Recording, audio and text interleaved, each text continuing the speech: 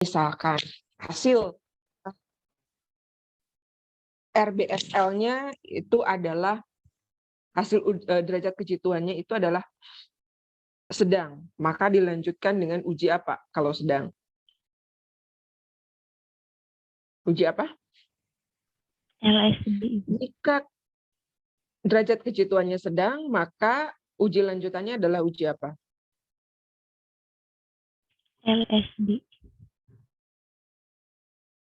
Aduh, mohon maaf, ini apa jangan di sayanya ini yang nggak kedengaran sebentar.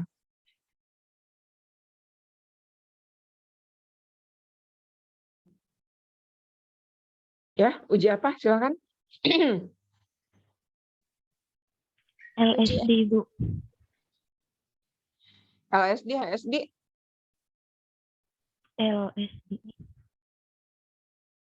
Oke, ya nanti kita lihat ya. Nah, LSD itu ada caranya, HSD itu juga ada caranya, Duncan juga ada caranya.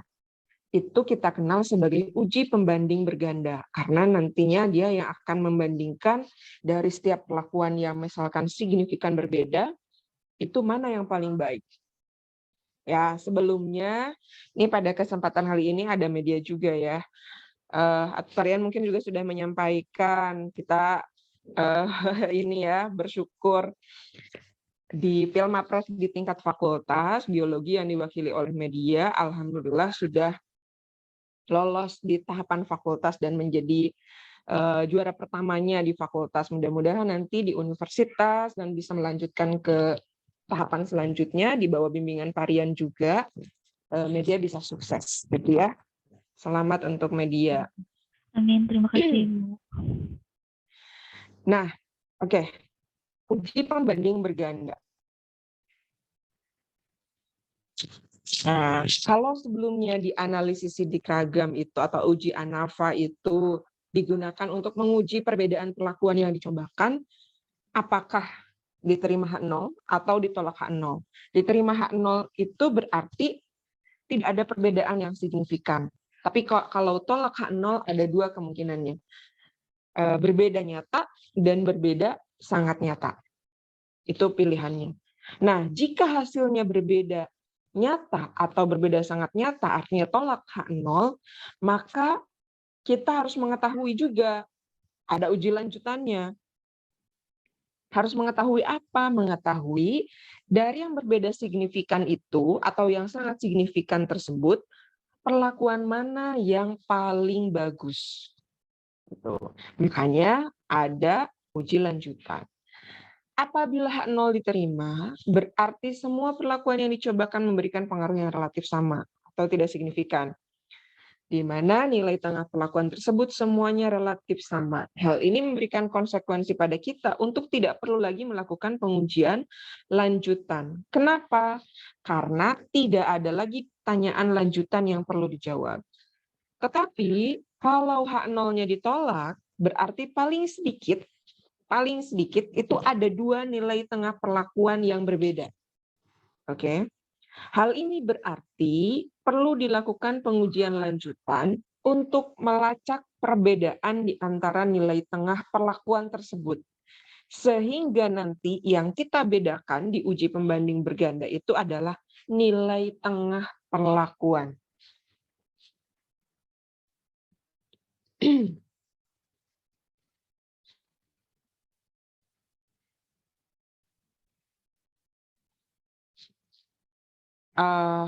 Uji lanjutan untuk mengetahui apakah ada perbedaan di antara nilai tengah itu kita kenal sebagai uji pembanding berganda atau multiple comparison. Jadi sebetulnya uji statistika pada taraf inilah yang menentukan rekomendasi apa yang diperlukan dari suatu percobaan. Jadi kalau kemarin ya mau menggunakan RAL, RAK, RBSL, itu kita hanya menemukan apakah ada perbedaan atau tidak. Kalau ada perbedaan, apakah perbedaannya itu signifikan atau sangat signifikan. Tapi belum dapat merekomendasikan atau belum dapat memberikan rekomendasi. perlakuan mana yang harus digunakan, gitu. Belum juga menemukan perlakuan mana yang paling baik atau yang paling bagus digunakan, sehingga itu direkomendasikan untuk digunakan. Nah, uji pembanding berganda ini adalah uji lanjutan untuk menentukan hal tersebut berdasarkan nilai tengah perlakuannya. Uji pembanding berganda atau multiple comparison ini ada beberapa, di antaranya adalah Least Significant Difference Test atau LSD, Honestly Significant Difference Test atau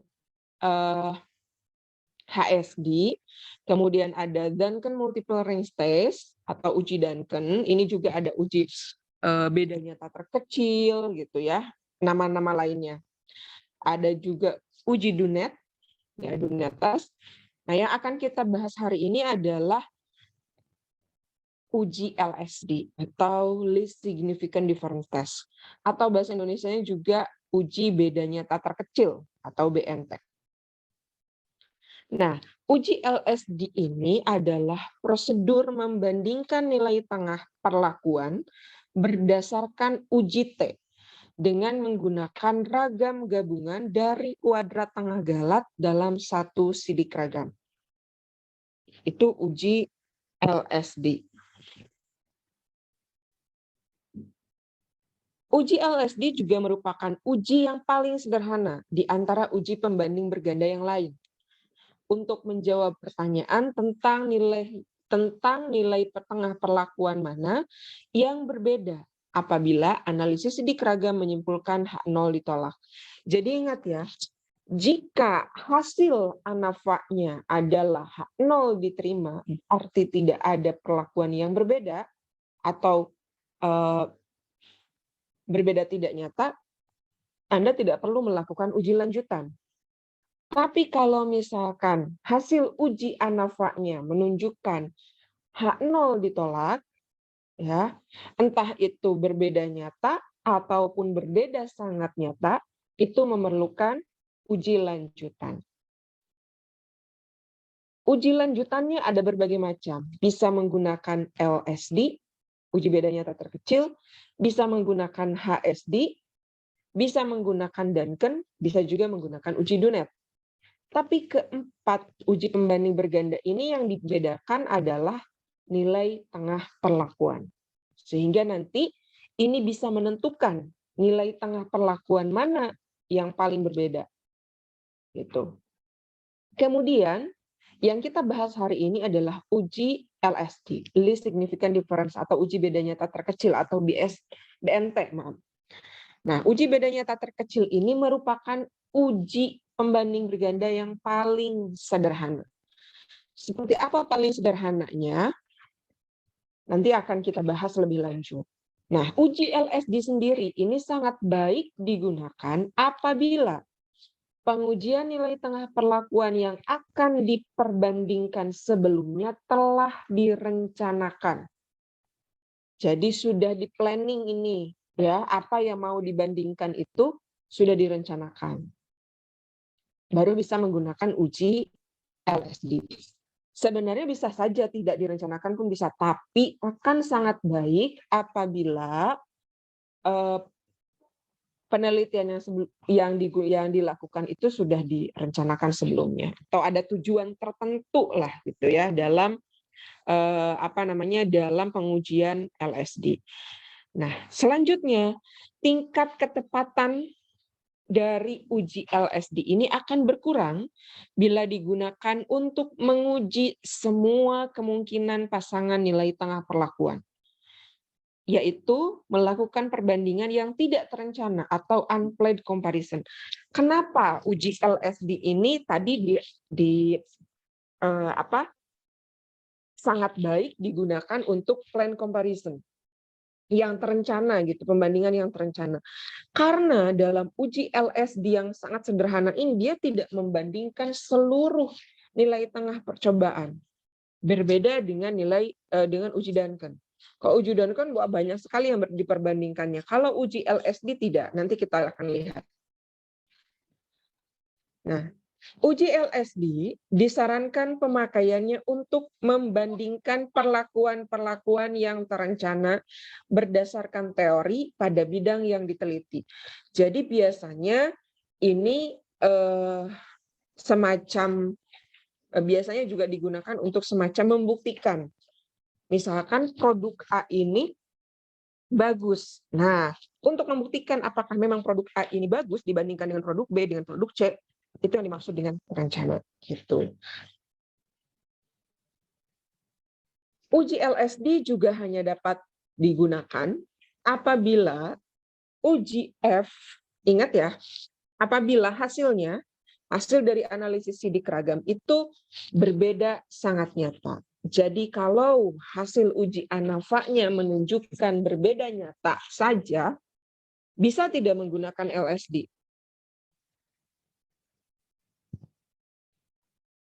Halo?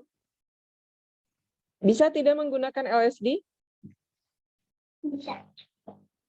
Kalau hasil uji ANAFA-nya atau uji F hitung, membandingkan F hitung dengan F tabelnya, menunjukkan berbeda nyata. Bisa menggunakan LSD tidak? Tidak, Ibu. Tidak.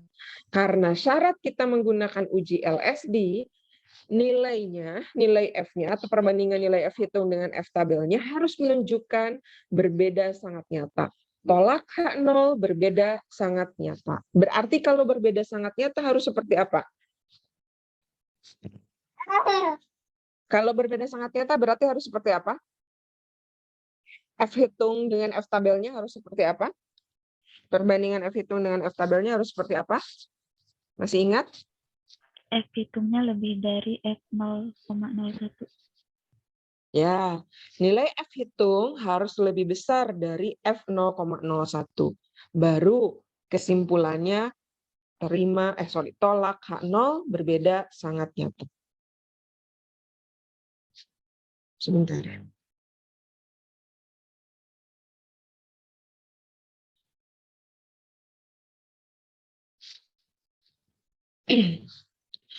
Uji LSD sebaiknya digunakan untuk menguji beda rata-rata perlakuan tertentu atas dasar kecenderungan data hasil percobaan atau membandingkan perlakuan-perlakuan yang terencana berdasarkan teori pada bidang yang diteliti. Ini sebaiknya ya.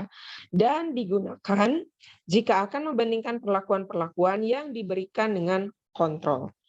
Itu tadi seperti yang saya sampaikan. Misalkan kita ingin menguji apakah produk A itu memang menurut teori ini si produk A itu bagus gitu ya.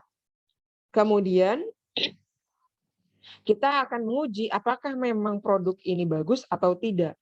Berarti dalam hal ini harus ada kontrolnya. Kontrolnya adalah produk tersebut. Bandingkan dengan produk lain B, produk lain C, dan seterusnya. Baru itu kita bisa menggunakan uji LSD. Syarat yang pertama. Syarat yang selanjutnya kita bisa menggunakan uji LSD jika hasil uji ANAFA-nya menunjukkan apa? Menunjukkan berbeda sangat nyata. Kalau tidak, ya kita tidak bisa menggunakan uji LSD.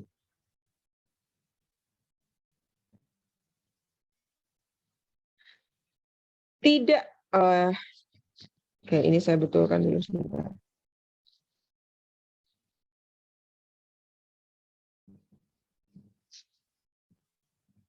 Oke, ini yang pertama syaratnya ya. Hanya digunakan bila uji F dalam analisis sidik ragam sangat nyata. Yang kedua, tidak digunakan untuk membandingkan semua kombinasi pasangan nilai tengah perlakuan bila percobaannya mencakup lebih dari 5 perlakuan. Digunakan untuk pembanding terencana, yaitu ada kontrolnya tanpa memperhatikan banyaknya perlakuan. Bisa dibedakan ya antara poin 2 dengan poin 3. Tidak digunakan untuk membandingkan semua kombinasi pasangan nilai tengah perlakuan bila percobaannya mencakup lebih dari 5 perlakuan. Jadi kalau perlakuannya ada 6, ini tidak cocok. Ya. Yang ketiga, digunakan untuk membandingkan penelitian yang terencana. Artinya kita membandingkan dengan kontrolnya tanpa memperhatikan banyaknya perlakuan. Jadi, kalau poin 2, dia tidak membandingkan semua nilai tengah, apalagi lebih dari 5 perlakuan. Dia hanya membandingkan antara kontrol dengan perlakuan ini, kontrol dengan perlakuan, misalkan ya, kontrolnya adalah perlakuan A. Perlakuan A dibandingkan dengan perlakuan B, perlakuan A dibandingkan dengan perlakuan C, perlakuan A dibandingkan dengan perlakuan D. Tapi kalau membandingkan semua nilai tengah, Anda bandingkan A dengan B, A dengan C, A dengan D. B dengan C, B dengan D, C dengan D. Itu artinya Anda membandingkan semua nilai tengah perlakuan. Bisa dibedakan ya antara poin 2 dengan poin 3. Kalau poin 3, ya kenapa harus ada kontrol dan membandingkan dengan semua nilai tengah perlakuan? Maksudnya hanya membandingkan kontrol dengan setiap perlakuannya. Ya, untuk bisa lebih memahami, kita coba ke penerapan. Misalkan telah dilakukan percobaan pemberian konsentrasi hormon yang berbeda, yaitu perlakuan A sebagai kontrol 0 ppm, berarti dia tidak diberikan hormonnya. Perlakuan B 0,25 ppm, perlakuan C 0,5 ppm, perlakuan D 0,75 ppm, perlakuan E 1,5 ppm, dan perlakuan F 1,25 ppm untuk meningkatkan produksi tanaman cabai merah. Percobaan dilakukan dengan menggunakan rancangan acak lengkap dengan menggunakan 4 kali ulangan. Berarti di sini perlakuannya ada berapa? Perlakuannya ada berapa?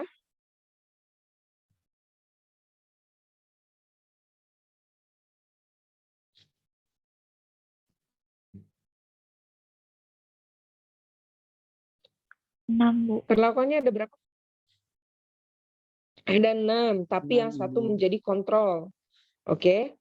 Kemudian, ulangannya ada berapa? Ulangannya ada berapa? 4. Ada 4, betul. Ini menggunakan rancangan acak lengkap. Berarti kalau menggunakan rancangan acak lengkap, perendomannya seperti apa?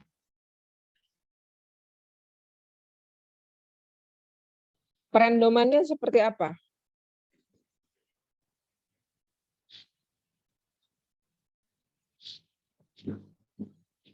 Kalau pakai RAL, perendomannya seperti apa? Perendoman perlakuannya seperti apa? Ini sudah mau UTS loh minggu depan. Bagaimana? RAL, perendoman perlakuannya?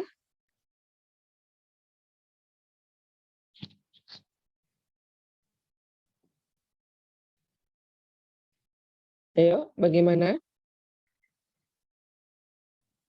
Yang pertama kita bahas rancangan acak lengkap perendomannya. Tidak dibatasi.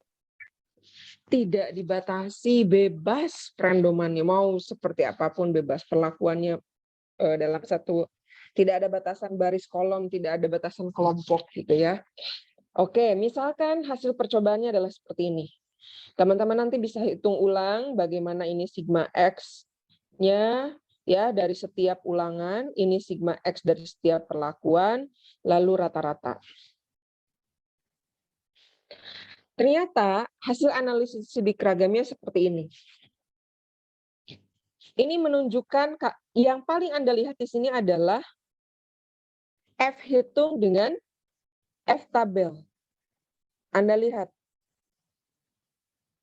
F hitungnya 7,42, F tabelnya 2,77, F tabel 0,01 4,25. Bandingkan nilai F hitung dengan F tabel seperti apa?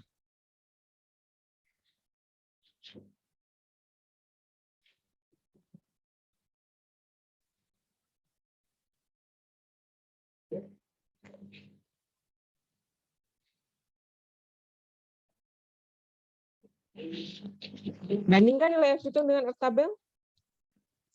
Apakah F hitungnya lebih kecil? lebih besar Ibu. Dari F hitung lebih besar dari 0,01. Dari F Oke, 0, F hitung lebih besar dari F 0,01. Bisa dilihat ya, 7,42 lebih besar dari 4,25. Berarti terima atau tolak H0?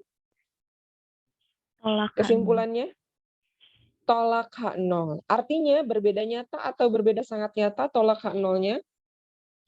Berbeda sangat nyata. Berbeda sangat nyata. Artinya ini sudah memenuhi syarat yang pertama tadi. Tolak H0 berbeda sangat nyata. Berarti pemberian konsentrasi hormon yang berbeda berpengaruh sangat nyata terhadap kondisi cabai merah. Berarti kita bisa menggunakan uji LSD. Syaratnya terpenuhi tidak? Syarat yang pertama, apakah membandingkan nilai F hitung dengan F tabelnya itu tolak H0? Oh, dia tolak H0. Tolak H0-nya harus berbeda sangat nyata. Terpenuhi tidak barusan? Terpenuhi ya, karena F hitung lebih besar dari F 0,01. Berarti berbeda sangat nyata. Syarat yang kedua, dia harus ada kontrol untuk membandingkan sesuatu yang terencana. Tadi ada kontrolnya tidak? Ada kontrolnya ya? Ada, karena dia akan membandingkan kontrol dengan setiap perlakuan berbeda. Perlakuan B, perlakuan C, D, dan sampai ke F. Sebenarnya perlakuan yang sebenarnya di situ ada 5, karena yang satu dijadikan kontrol. Nah, untuk mengetahui mana yang berbeda dengan perlakuan kontrol, berarti kita ingin membedakan kontrol dengan perlakuan B, kontrol dengan perlakuan C, kontrol dengan perlakuan D, kontrol dengan perlakuan E, dan kontrol dengan perlakuan F. Nah, untuk mengetahuinya, kita menggunakan uji LSD. Pertama, membedakan apakah perlakuan A, yaitu konsentrasi 0 ppm, sebagai kontrol dengan perlakuan B, ini yang sudah saya sampaikan. Sampai kita membedakan A dengan F. Dari sini saja sudah terlihat ya, uji LSD itu tidak membandingkan semua nilai tengah perlakuan. Karena dia hanya membandingkan kontrol dengan perlakuan yang ada. Bisa dipahami ya? Lanjut. Hipotesisnya, tetap hipotesisnya ada 2. H0-nya, kedua perlakuan yang dibedakan memberikan respon yang sama, dan H-nya, kedua perlakuan yang dibedakan memberikan respon yang tidak sama.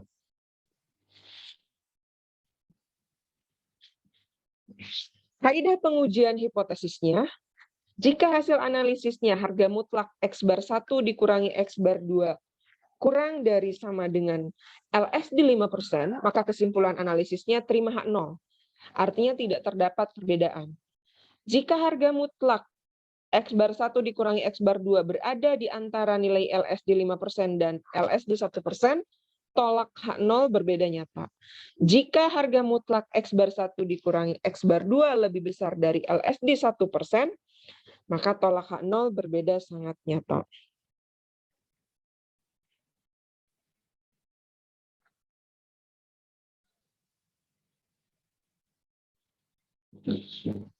Nah, pertama, langkah yang pertama adalah urutkan rata-rata perlakuan mulai dari yang terkecil sampai yang terbesar. Rata-rata yang paling kecil berdasarkan data yang ada. Yang paling kecil pertama adalah perlakuan A sebesar 7,825. Perlakuan B, kedua terbesar, ketiga terbesar C, keempat D, kelima F, dan keenam E. Nah, berarti ini perlakuan paling besar, rata-ratanya. Kemudian, kita akan membedakan antar perlakuan. Pertama, bandingkan A dengan B, A dengan C, A dengan D, A dengan F, dan A dengan C. Hasilnya seperti apa? Ya. A dengan B dulu. Langkah yang pertama adalah hitung Galat Bakure rata deviasi dengan rumus ini yang sudah tertera. Kemudian bisa dihitung ya, diperoleh nilainya 0,26. Nanti bisa Anda coba juga di rumah. Cari nilai harga tabel dari taraf nyata dengan derajat bebas galat, karena kita membedakan galatnya. Mu G-nya berapa? Mu G ini diperoleh dari mana? Mu G diperoleh dari sini. Ya, karena kita membedakan galatnya, maka yang dilihat adalah derajat bebas galatnya. Oke, derajat bebas galatnya 18, maaf. Alfanya ini adalah taraf signifikansi. Karena tadi kita akan membedakan 5% dengan 1%, maka taraf signifikansinya ada 2. Tabelnya berapa? Ya, taraf signifikansi 5% dengan mu G 18. Taraf signifikansi 1% dengan mu G 18. Ini ternyata nilainya. Bandingkan nilai ini dengan nilai. Nah, tabel Anda bisa lihat di tabel 2, nilai baku T student untuk uji beda nyata terkecil. Lihat untuk yang 5%, untuk yang 5% Anda lihat yang ini. Cari angka 18, berarti ketemu 2,101. Kemudian untuk yang 0,01%, untuk yang 1%, Anda lihat yang ini, 2,878. Bandingkan dengan nilai LSD. Bandingkan nilai harga mutlaknya. Cari dulu LSD-nya. Kita sudah tahu nilai SD-nya tadi berapa?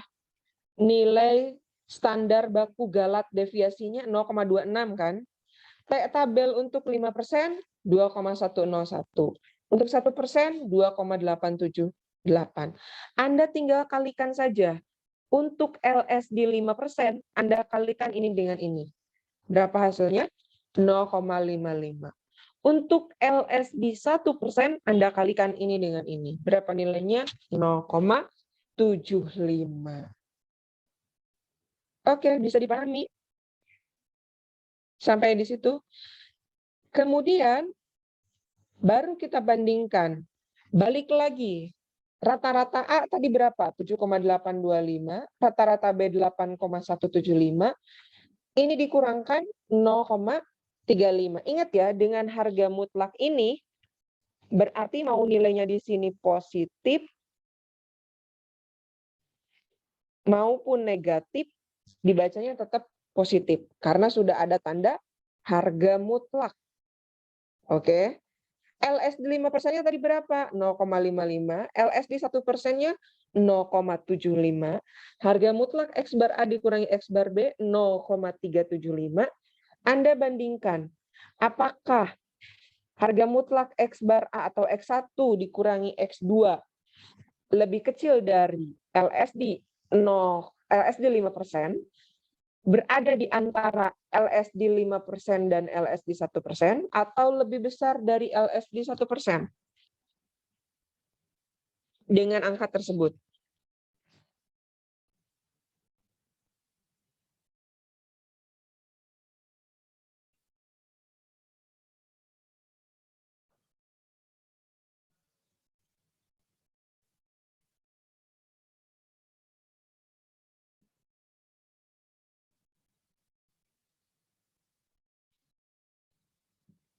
Ya?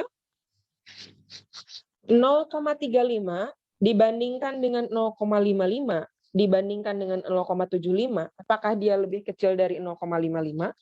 Berada di antara 0,55 dan 0,75 atau lebih besar dari 0,75? Nilai 0,35 itu. Gimana? Silakan open mic. Di-unmute saja. Lebih kecil dari LSD 5%. Ya, lebih kecil dari LSD 5%. Karena lebih kecil dari LSD 5%, kesimpulannya terima atau tolak H0? terima H0. Tolak H0.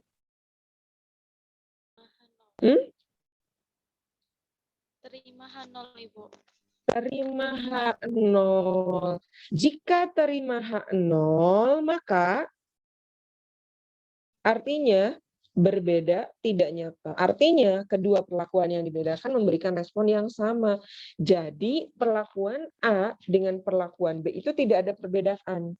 Relatif sama. Oke. Sekarang bandingkan antara perlakuan A dengan B, A dengan C, A dengan D, A dengan F, dan A dengan E. Datanya yang ada di sini. Silahkan. Coba. Tadi A dengan B seperti itu, sekarang A dengan C dulu deh. A dengan C. Apakah A dengan C berbeda nyata? Ada perbedaan atau tidak ada perbedaan?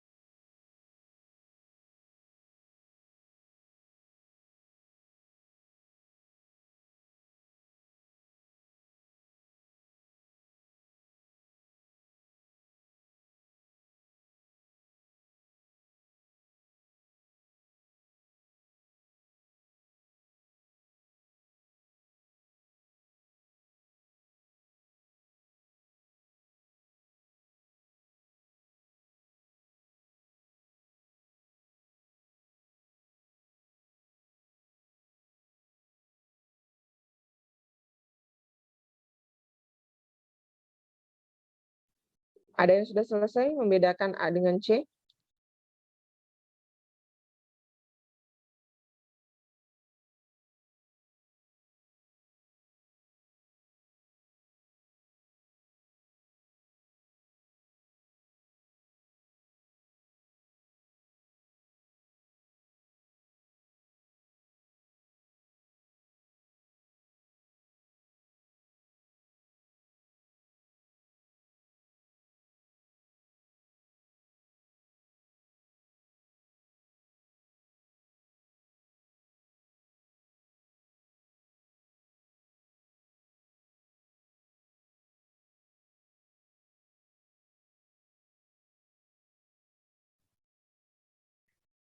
Silakan ya, Anda bandingkan A dengan C, A dengan D, A dengan F, A dengan E. Berurutan dari nilai tengah yang tadi. Rata-rata yang tadi. Sebentar.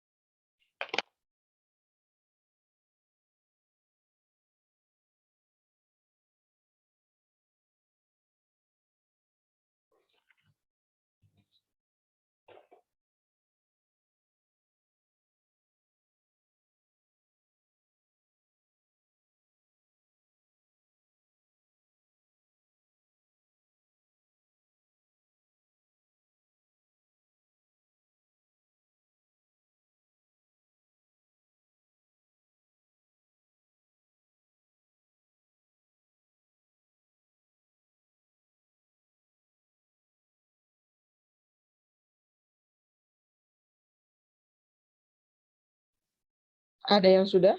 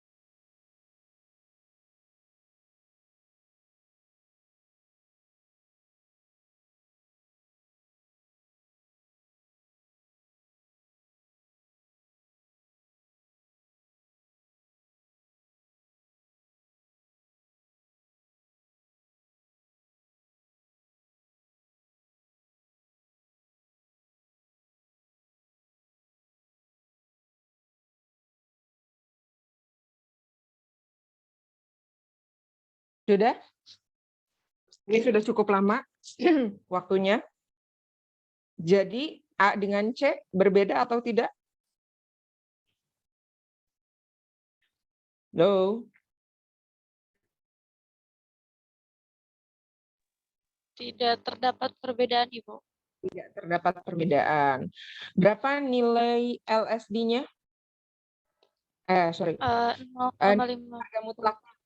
Harga mutlaknya. A dikurangi C. 0,5. 5 Bu.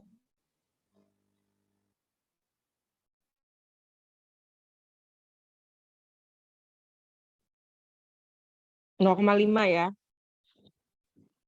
Oke, berarti tidak ada perbedaan. Sekarang A dengan D. Ada perbedaan atau tidak?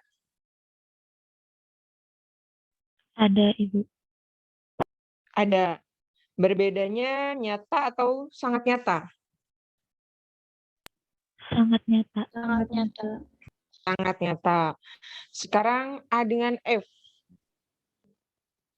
Berbeda sangat Berbeda nyata. sangat. Berbeda sangat nyata. Berbeda sangat nyata. A dengan E.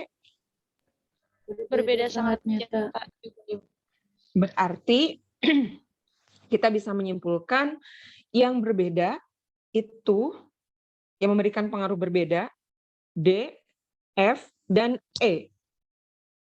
Betul tidak? Yang memberikan pengaruh yang berbeda terhadap kontrol, yaitu perlakuan D, perlakuan F, dan perlakuan E.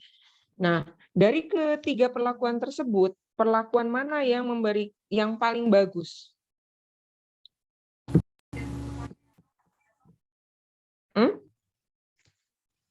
Perlakuan mana yang paling bagus? Apakah perlakuan D, perlakuan F, atau perlakuan E?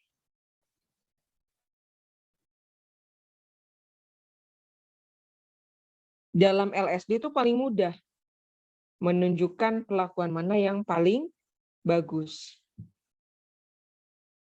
Tinggal lihat saja perbedaan harga mutlaknya, mana yang paling besar? Yang D, E, F, Bu. atau E? Yang E. Ini saja sebenarnya kenapa LSD dikatakan sebagai uji pembanding berganda yang paling sederhana. Dari sini saja kita sudah bisa melihat. Benar nggak? Rata-rata yang paling tinggi, kan ini diurutkan nih dari yang paling kecil ke yang paling besar.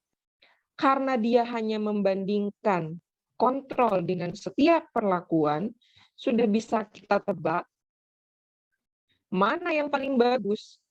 Yang pasti yang rata-ratanya paling tinggi. Gitu. Itu di dalam LSD. Tetapi sebelum kita menentukan yang paling bagus itu adalah perlakuan, kita juga harus melihat perlakuan mana saja yang memberikan respon yang berbeda dengan perlakuan kontrol. Ternyata dari 5 perlakuan yang berbeda ini, dibandingkan dengan kontrol, yang berbeda itu ada 3, perlakuan D, perlakuan F, dan perlakuan E. Sedangkan perlakuan B dan perlakuan C itu tidak signifikan. Jadi kalau kita mau menggunakan, akhirnya dari sini kita bisa merekomendasikan kembali ke soal ya. Kembali ke soal.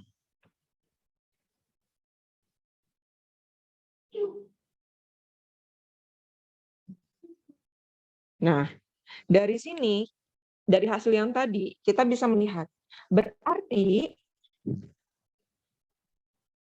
perlakuan pemberian hormon yang memberikan hasil yang berbeda, itu ada perlakuan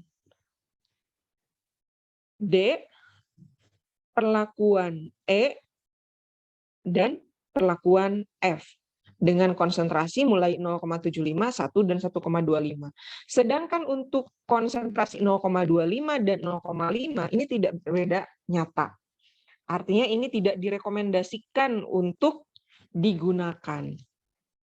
Nah, yang direkomendasikan untuk digunakan dalam pemberian hormon untuk meningkatkan produksi tanaman cabai 0,75 ppm, 1 ppm, atau 1,25 ppm. Tapi dari ketiga perlakuan ini ya, yang 0,75, 1, dan 1,25, yang paling bagus digunakan untuk meningkatkan produksi tanaman cabai merah adalah 1 ppm, yaitu perlakuan E. Itu maksudnya kita bisa memberikan rekomendasi dengan adanya uji pembanding berganda. Baik, sampai di sini. Apakah ada yang mau ditanyakan? Silahkan. Kalau ada yang mau ditanyakan, silahkan.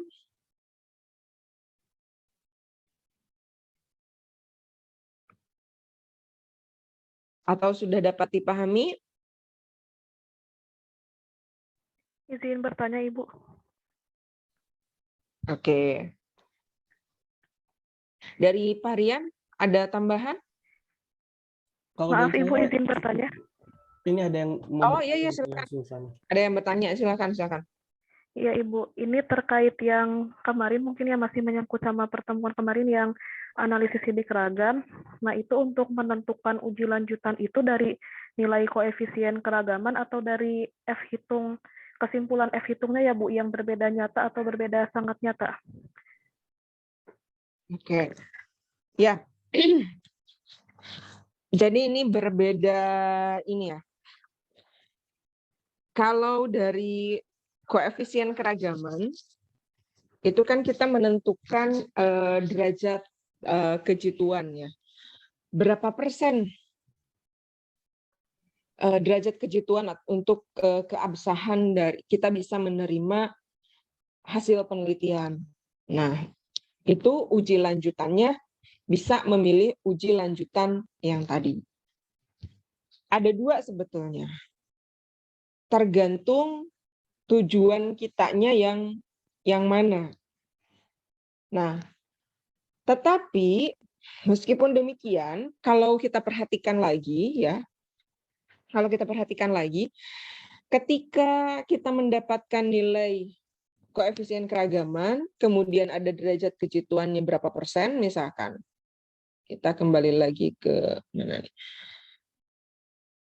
Itu nanti pasti di kesimpulannya pun tidak akan jauh berbeda. Misalkan ini tadi, berbeda sangat nyata, tapi derajat kejituannya mungkin harus juga menggunakan uji LSD, bisa.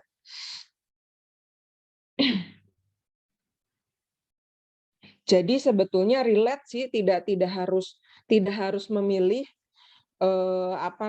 kalau misalkan ini nanti kita melanjutkan uji lanjutannya apakah berdasarkan koefisien keragaman atau berdasarkan nilai F hitung.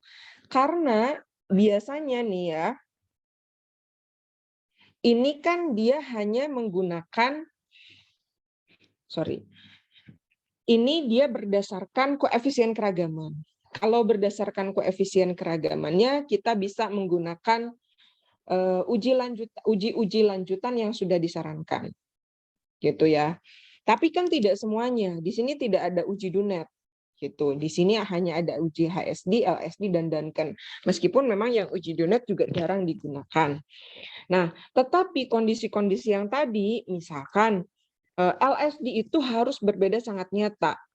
Kemungkinan dalam memperoleh koefisien keragaman yang sedang pun bisa mencapai nilai tersebut.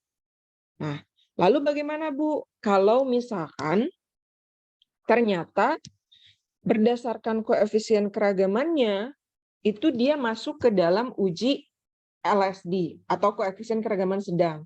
Jadi dia harus melanjutkan dengan uji LSD. Tapi kalau kita kalau kita lihat nilai F hitung dengan F tabelnya, ternyata itu tidak ada perbedaan. Bisa nggak kita melanjutkan uji LSD kalau tidak ada perbedaan? Halo? Bisa tidak? Bisa tidak? Halo. Ini pertanyaan dari saya. Kalau misalkan hasilnya tidak ada perbedaan, bisa nggak kita melanjutkan dengan uji LSD?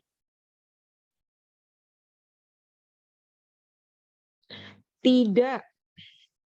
Karena syaratnya harus sangat ragam. sangat nyata. Tidak bisa, kalau dia tidak ada perbedaan ya tidak akan bisa dilanjutkan dengan uji LSD. Ini di sini ya hanya menyarankan saja. Kenapa? Kenapa demikian? Jika masuknya koefisien keragamannya sedang, berarti dia butuh juga untuk mengimbangi ya. Koefisien keragaman ini sebenarnya untuk menentukan nilai keabsahan dari hasil kesimpulan yang kita terima berdasarkan analisis data. Gitu. Tapi kalau misalkan untuk uji lanjutan yang digunakan ya syaratnya yang tadi. Ini hanya rekomendasi saja, hanya saran saja. Kenapa? Karena ini untuk membalanskan atau menyeimbangkan dengan koefisien keragaman yang besar, berarti kan dimungkinkan ini tingkat ketelitiannya rendah. Maka untuk bisa meningkatkan kepercayaan, kesederhananya seperti itu ya, tingkat kepercayaan dari hasil penelitian yang kita lakukan, maka sebaiknya uji lanjutannya kita menggunakan uji Duncan, karena uji Duncan itu sangat teliti, gitu. Karena dia membandingkan semua nilai tengah perlakuan, sehingga bisa dikategorikan sangat teliti. Sedangkan jika koefisien keragamannya sedang, berarti tingkat kepercayaan untuk hasil penelitian yang kita lakukan juga sedang. Nah, untuk mengimbangi itu kita gunakan LSD. Gitu. LSD ini tingkat ininya tingkat analisisnya bisa dikatakan analisis sedang meskipun sederhana tadi ya dalam membandingkannya.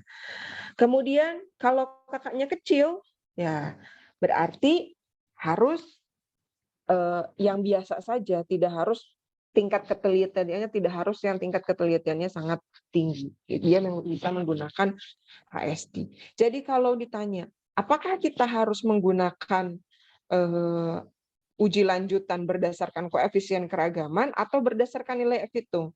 Berdasarkan penjelasan yang tadi, kira-kira Anda akan menggunakan berdasarkan apa?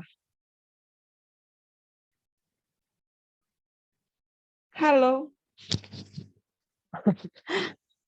Halo? Halo?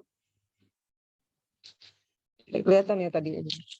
Berdasarkan yang tadi saya jelaskan, apakah uji lanjutan dalam uji pembanding berganda itu berdasarkan nilai koefisien keragaman atau berdasarkan perbandingan nilai F-hitung dengan F-tabel?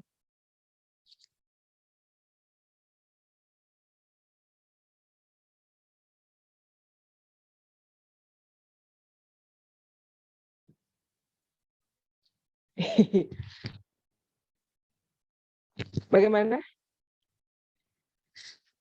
Nilai KK itu, koefisien keragaman itu hanya untuk menunjukkan berapa besar suatu hasil penelitian atau kesimpulan penelitian itu bisa dipercaya atau tidak.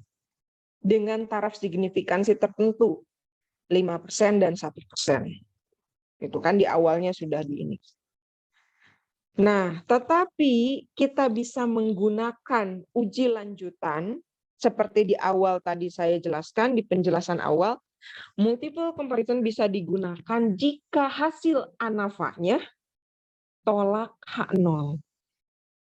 Baik itu berbeda nyata maupun berbeda sangat nyata. Kenapa demikian? Analoginya begini. Kalau hasilnya berbeda tidak nyata, artinya terima H0, apa yang perlu dibandingkan? Tidak ada kan? Berarti itu menunjukkan semua nilai tengah perlakuan relatif sama. Apa yang perlu dibandingkan? Tidak ada. Perlu uji lanjutan tidak? Ya tidak perlu. Tapi untuk mengetahui seberapa besar sih ini tingkat tingkat kepercayaannya dengan hasil koefisien keragaman yang ada, untuk menyeimbangkan itu kita bisa menggunakan uji lanjutan. Tapi syaratnya tetap harus terpenuhi. Dong enggak? Kita bisa menggunakan LSD kalau hasilnya tolak H0 berbeda sangat nyata. Syarat yang kedua, dalam perlakuannya ada kontrol. Gitu. Jadi berbeda ya, berbeda. Sehingga ini hanya saran saja. Saran untuk menyeimbangkan hasil penelitian itu bisa dipercaya atau tidak. Kalau koefisien keragamannya besar, ya 10-20%, 10 dalam kondisi homogen, 20 dalam kondisi heterogen, maka maka uji lanjutan sebaiknya menggunakan uji Duncan. Sebaiknya, jadi hanya disarankan saja. Sebaiknya menggunakan uji Duncan. Kenapa? Uji Duncan itu dia bersifat sangat teliti. Jadi dengan koefisien keragaman yang besar, si Duncan ini bisa menyeimbangkan hasilnya. Maka tingkat ketelitiannya harus tinggi. Tetapi kalau kita berbicara multiple comparison berdasarkan hasil uji analisis of variance, itu tetap harus memenuhi kriteria yang tadi. Jadi kita bisa menggunakan uji LSD kalau hasil uji ANAVA-nya tolak H0 berbeda sangat nyata. Jika di dalam perlakuan tersebut atau di dalam penelitian tersebut terdapat perlakuan kontrol. Karena dia hanya membandingkan kontrol dengan nilai tengah perlakuan yang lain. Baru kita bisa menggunakan LSD. Minimal syaratnya itu 2 terpenuhi. Gitu ya. Jadi ingat, kalau kita berbicara perbanding berganda, yang dilihat adalah F hitung dengan F tabel. Tapi kalau kita berbicara uji lanjutan berdasarkan koefisien keragaman, nah ini yang dilihat apakah dia besar, sedang, kecil, dan tujuannya pun berbeda. Ini untuk melihat seberapa besar penelitian itu bisa dipercaya.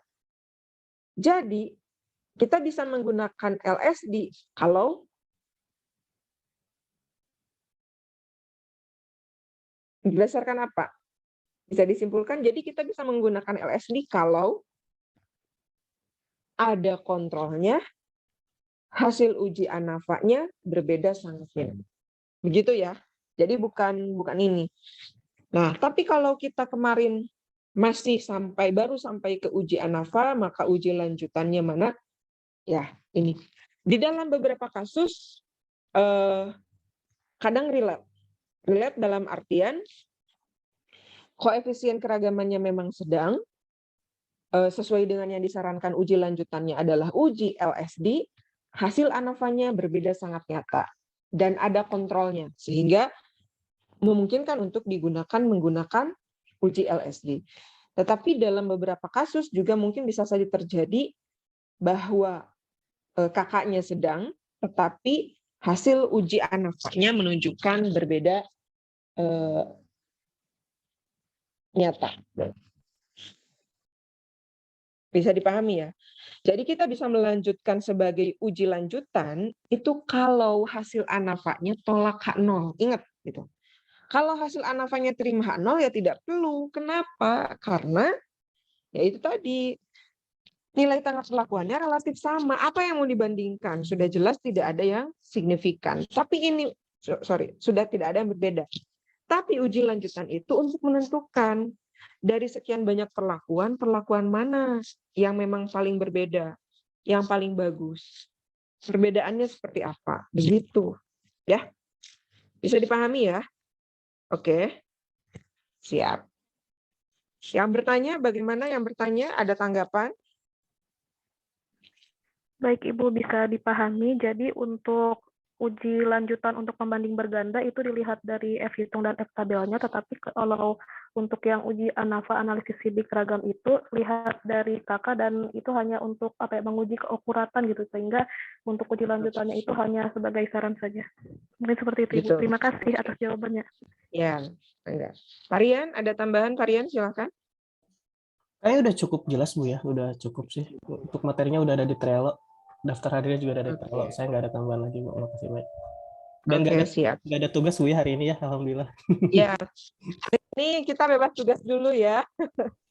Besok kita UTS minggu depan kita UTS. Jadi minggu ini kita tidak ada tugas. Baik, ini sebenarnya masih ada waktu ya Pak Rian, sekitar 13 menit lagi. Tapi kalau misalkan dari teman-teman sudah tidak ada yang ditanyakan, kiranya bisa kita tutup pertemuan hari ini dengan hamdalah bersama-sama. Alhamdulillahirrahmanirrahim. Dan semoga apa yang kita sharingkan pada pertemuan hari ini dapat bermanfaat bagi kita semua dan menjadi kebaikan untuk kita semuanya. Terima kasih atas segala perhatian teman-teman dan juga terima kasih Pak Rian, sesama dosen pengampu di mata kuliah ini. Assalamualaikum warahmatullahi wabarakatuh. Jangan lupa dipersiapkan untuk UTS minggu depan. Waalaikumsalam warahmatullahi